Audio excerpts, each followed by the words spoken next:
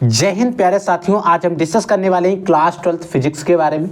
तो अगर आप लोग इस बार क्लास 12th में हैं और 6 मार्च को अगर आप फिजिक्स का बोर्ड पेपर देने जा रहे हैं तो मैं कहता हूं आप ये 35 क्वेश्चन पढ़ के चले जाना, ये 35 बहुविकल्पी क्वेश्चन पढ़ के चले जाना। आपके पेपर में यहीं से क्वेश्चन पूछे जाएंगे, यहीं से क्वेश्चन आएंगे। पेपर में कैसे करना है सारी चीज़ें हम बात करेंगे। एग्जाम से पहले अगर आप एक बार पढ़ लेते हैं, रिवीजन कर लेते हैं, रिकॉल कर लेते हैं तो आपकी वहाँ पर जो चांसेस रहते हैं कि आप क्वेश्चन को अच्छे से करके आएंगे। कभी कभी क्या होता है कि बच्चे को क्वेश्चन सही पता होता है, वो आंसर गलत टिक करके आता है। उसका मेन कारण जो होता है कि उसने अच्छे से रिवीजन नहीं किया। तो आपको रिवीजन करके जाना है, अंतिम मौका है, आप पढ़ लीजिए। क्योंकि आज आपकी 5 मार्च हो चुकी है, 6 मार्च को आपका एग्जाम है, 1 दिन का टाइम है, वो भी 1 दिन का पूरा भी टाइम नहीं बचा।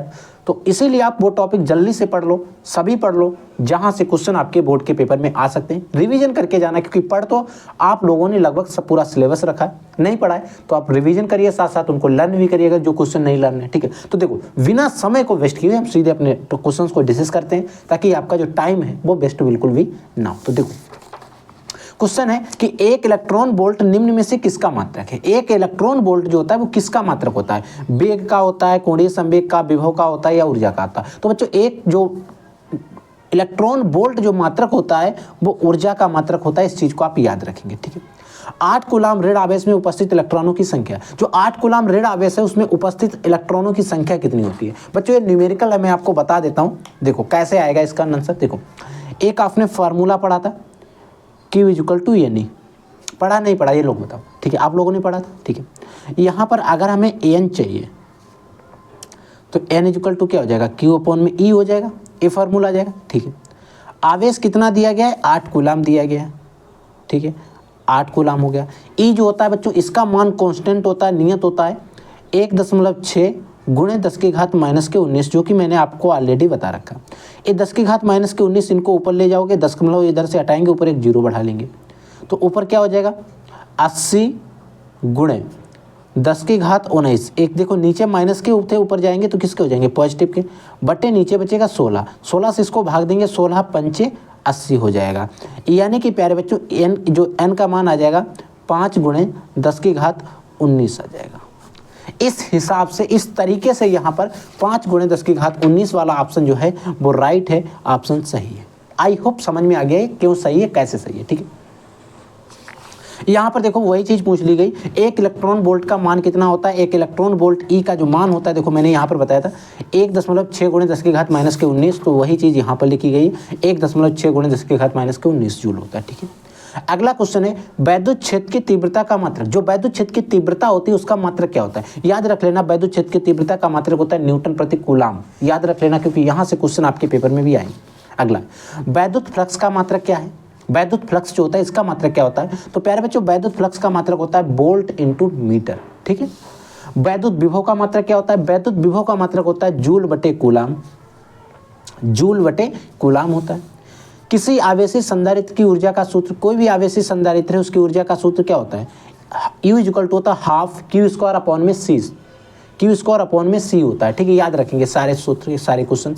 संधारित्र में प्रयोग किए जाने वाला परावैद्युत पदार्थ मोम हो सकता है, अभ्रक भी हो सकता है, कागज, यानी कि ये सभी हो सकते हैं। ठीक है, विद्युत धारा घनत्व J अपवाह वेग VD में संबंध बताओ। देखो विद्युत धारा घनत्व J और अपवाह वेग VD में संबंध होता है J = यानी VD एक डेरिवेशन है जो कि मैंने सिद्ध कराया है, सॉल्व कराया है, आपको चैनल पे इसका वीडियो मिल जाएगा। ठीक है, समझ गए। अगला क्वेश्चन देखो, अगला क्वेश्चन है कि किसी तार का विशिष्ट प्रतिरोध 500 ओम है, इसकी वैद्युत चालकता कितनी होगी? बच्चों क्वेश्चन भी मैंने 1 से 2 बार करा रखा है, अगर आप लोग कर लेते हैं तो अच्छी बात है, नहीं कर पाते हैं तो प्यारे बच्चों एक बार देख लो। देखो यहाँ पर विशिष्ट प्रतिरोध दिया गया, वैद्युत चालकता पूछी गई। देखो जो आपकी वैद्युत चालकता होती है, वैद्युत चालकता,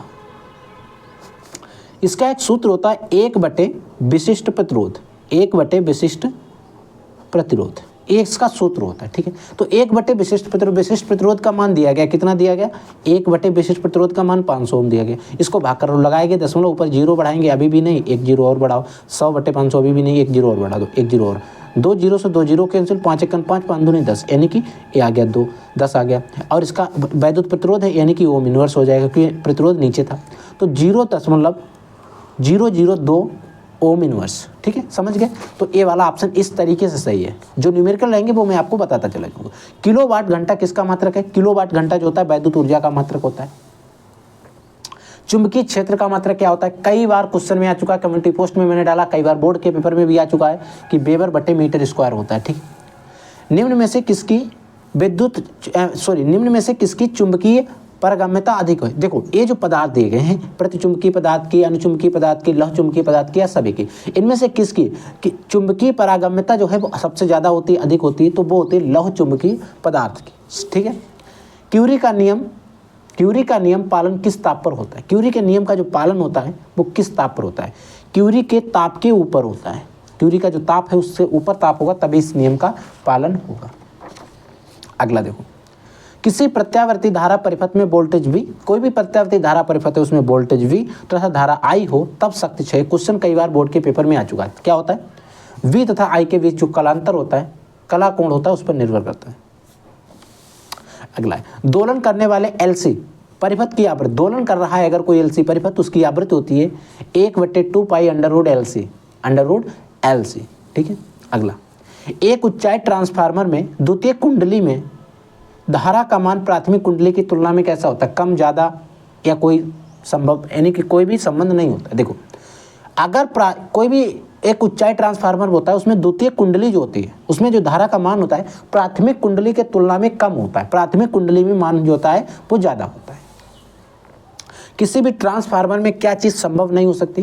किसी भी ट्रांसफार्मर में DC संभव नहीं हो सकती, डिस्ट धारा संभव नहीं होती है, उसमें AC ही चलती है। निम्नलिखित में से कौन विद्युत चुम्बकीय तरंग नहीं? इनमें से एक ऐसी तरंग है जो विद्युत चुम्बकीय तरंग नहीं है, वो आपकी बीटा तरंग है। ठीक है, समझ गए इस चीज़ को। अगला क्वेश्चन देखो, सबसे अधिक आवृत्ति की तरंग है, सबसे अधिक आवृत्ति की जो तरंग दैर्ध्य है वो कौन सी है? तो वो है बच्चों आपकी गामा तरंग है, याद रखें। ठीक है, सघन माध्यम में आपतन कोण क्रांतिक कोण के बराबर हो तब आपतन कोण बताओ। यदि सघन माध्यम में आपतन कोण क्रांतिक कोण के बराबर हो तो आपतन कोण का मान कितना होगा ये बताओ। देखो, क्रांतिक कोण का मान कितना होता है? 90 डिग्री। तो अगर आपतन कोण भी क्रांतिक कोण के बराबर है तो जाहिर सी बात आपतन कोण का भी मान उतना ही होगा जितना क्रांतिक कोण का होगा। ठीक है, दो लेंस जिनकी क्षमताएं 4+4 डायोप्टर तथा -2 डायोप्टर संपर्क में रहेंगे, संयुक्त लेंस की शक्ति बताओ। देखो बच्चों, यहाँ पर संयुक्त लेंस की पावर यानी कि शक्ति यानी कि क्षमता पूछी गई है। इसका एक सूत्र होता है क्षमता निकालने के लिए, P होता है P1 + P2 + P3, यानी कि जो भी है उनको हम जोड़ते चले जाएंगे। तो यहाँ पर हमें P निकालनी है। P क्या हो जाएगा? P1 का मान दिया गया 4 डायोप्टर प्लस सूत्र में होता है फिर -2 डायोप्टर। ठीक है, ऐसे हो गया। इसको सॉल्व करो। P +- यानी कि 4 - 2 यानी कि 2, यानी कि इसकी जो क्षमता आएगी वो 2 डायोप्टर आएगी। कैसे आएगी मैंने सूत्र बता दिया, कितना भी कुछ भी पूछा जाए आप इस तरीके से सॉल्व कर सकते हैं। इसीलिए यहाँ पर 2 डायोप्टर आपका राइट आंसर है। ठीक है, यहाँ पर कह रहा है दो लेंस जिनकी क्षमताएं +7 डायोप्टर तथा -2 डायोप्टर संपर्क में संयुक्त लेंस की फोकस दूरी। यहाँ पर आपको फोकस दूरी निकालनी। देखो यहाँ पर जो क्षमताएं दी गई P1 का मान 7 डायोप्टर प्लस हो जाएगा -2 डायोप्टर, यानी कि P का मान आ जाएगा +5 डायोप्टर। ये 5 डायोप्टर आ गया। अब यहाँ पर एक चीज़ देखो, यहाँ पर सारी वैल्यू किसमें दी गई? सेंटीमीटर में दी गई, यानी कि जो मान आएगा फोकस दूरी आएगी वो सेंटीमीटर में आएगी। फोकस दूरी का एक सूत्र होता है 1/P। अब 1/, जो P होता है सूत्र ये होता है आपका मीटर में। इसमें आप जब वैल्यू रख के निकालेंगे तो आपकी वैल्यू जो आएगी वो मीटर में आएगी, बट हमें यहाँ पर वैल्यू किसमें चाहिए? सेंटीमीटर में। और 1 मीटर में सेंटीमीटर कितने होते हैं? 100 सेंटीमीटर। और इसको 100 को P से भाग कर देंगे तो 100/P का मान कितना है? 5 और 5 दूनी 10 यानी कि 20/500, यानी कि फोकस दूरी का मान आ गया 20 सेंटीमीटर। 20 सेंटीमीटर। तो इसलिए यह वाला जो है 20 सेंटीमीटर वाला आपका ऑप्शन राइट है। 20 सेंटीमीटर आपका ऑप्शन सही है। वायु में प्रकाश की चाल इतनी है। ठीक है, अपवर्तनांक कितने हैं? तो कांच में प्रकाश की चाल बताओ। अगला क्वेश्चन है कि वायु में प्रकाश की चाल इतनी है। ठीक, इतने प्रकाश की चाल बताओ। ये न्यूमेरिकल जो है, ये न्यूमेरिकल भी कई बार बोर्ड के पेपर में आ चुका है, अगर आप लोगों ने प्रीवियस ईयर क्वेश्चन पेपर या फिर मॉडल पेपर सॉल्व किए होंगे। देखो एक सूत्र आपने पढ़ा था, मैं बता देता हूँ, N = C/V। ये सूत्र पढ़ा था, इसी सूत्र की सहायता से हम निकाल लेंगे। देखो N, ठीक है, V = क्या आ जाएगा? 3 × 10⁸ बटे N का मान कितना है? 1.5 लगाया हटाया दशमलव ऊपर 0, 15 दूनी 30, यानी कि 2 × 10⁻19। इस सूत्र की सहायता से हम लोगों ने इसको सॉल्व किया। तो इस तरीके से यहाँ पर ऑप्शन आपका ये वाला सही है। समझ में आ गया? ठीक है, अगला क्वेश्चन देखो बच्चों। अगला क्वेश्चन है कि प्रकाश तरंगों की अनुप्रस्थ प्रकृति की पुष्टि होती है। प्रकाश तरंगे जो होती हैं वे अनुप्रस्थ होती हैं, इनकी पुष्टि कैसे होती है? वो होती है बच्चों ध्रुवण घटना के कारण, ध्रुवण की घटना जो होती है उसके द्वारा होती है। ठीक है, निम्नलिखित में से सबसे अच्छा एक वर्णीय प्रकाश क्या होता है? देखो, इनमें से सबसे अच्छा एक वर्णीय प्रकाश किसका होता है? लेजर लाइट का होता है, आपको पता है। स्टीफन नियतांक का मान कितना होता है? स्टीफन नियतांक का मान होता है 5.67 × 10⁻⁸ वाट बटे मीटर स्क्वायर अपॉन इंटू में होता है केल्विन की घात 4। ठीक है, फोटोन का गतिक द्रव्यमान सूत्र, फोटोन के जो गतिक द्रव्यमान होता है उसका सूत्र क्या होता है? H/2π होता है। ठीक है, फोटोन का विराम द्रव्यमान, किसी भी चीज का विराम द्रव्यमान तो शून्य ही होना चाहिए। ठीक है, तो फोटोन का विराम द्रव्यमान कैसा होता है? शून्य होता है, याद रखेंगे। एक हाइड्रोजन परमाणु को आयनित करने के लिए, एक हाइड्रोजन परमाणु है उसे आयनित करने के लिए आवश्यक न्यूनतम ऊर्जा कितनी होनी चाहिए? कम से कम 13.6 eV इलेक्ट्रॉन वोल्ट होनी चाहिए। एक AMU तुल्य है, एक AMU जो होता है वो किसके बराबर होता है? एक AMU जो होता है बच्चों वो 931 MeV के बराबर होता है, यानी कि मेगा इलेक्ट्रॉन वोल्ट के बराबर होता है। निम्नलिखित में से कौन सा एक अस्थायी कण, एक अस्थायी कण कौन है बताओ? एक अस्थायी कण कौन सा है बताओ? आप सभी को पता है कि नहीं पता? ये बताओ, एक अस्थायी कण कौन सा है? अल्फा कण, क्योंकि ये हीलियम का नाभिक होता है।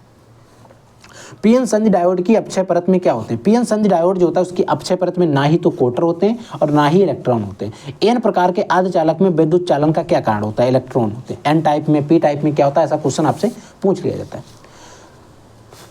सूर्य जो होता है हमारा, इस सूर्य की विकिरण ऊर्जा का स्रोत क्या है? ये ऊर्जा क्यों आ रही? तो बच्चों इसमें जो ऊर्जा है, आपको लाइट मिल रही है, ये नाभिकीय संलयन के कारण मिल रही है। विभिन्न प्रकार की गैसों का नाभिकीय संलयन होता है जिससे हम पूरे लाइट मिलती रहती है। तो ये बच्चों 35 क्वेश्चन थे जो आपके बोर्ड के पेपर में आ सकते हैं, तो उनको तैयार कर लेना, पढ़ लेना, और आप हमें कमेंट सेक्शन में ये चीज़ बता देना कि आपको इसमें से कितने क्वेश्चन जो है जो आपको क्लियर थे। नहीं क्लियर थे वो आपको अब क्लियर हो गए, या फिर आप इनका भी रिवीजन एक बार और कर लेंगे, आपके क्लियर हो जाएंगे। ठीक है, तो बच्चों अगर आपके मन में कोई डाउट, कोई क्वेश्चन होता है तो डेफिनेटली वीडियो के कमेंट सेक्शन में कमेंट हमसे जरूर पूछिए।